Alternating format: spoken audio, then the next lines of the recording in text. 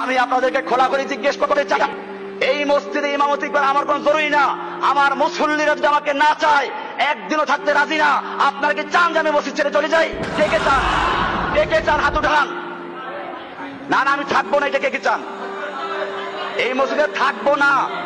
এইখানে কমিটির সেক্রেটারি, কমিটির সভাপতি এরা বলেছে আমি যতদিন মসজিদে থাকবো অতদিন নাকি তারা মসজিদে কোনো কাজ করবে না।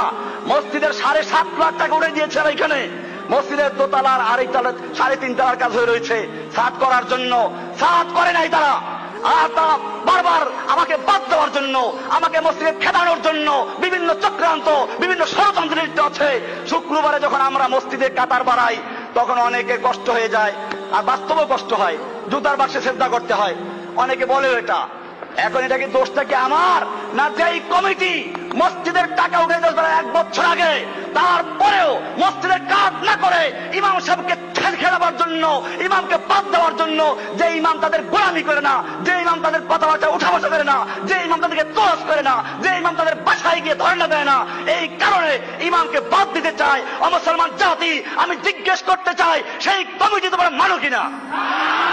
এই কমিটি আজকে বাতিল হয়ে গেছে।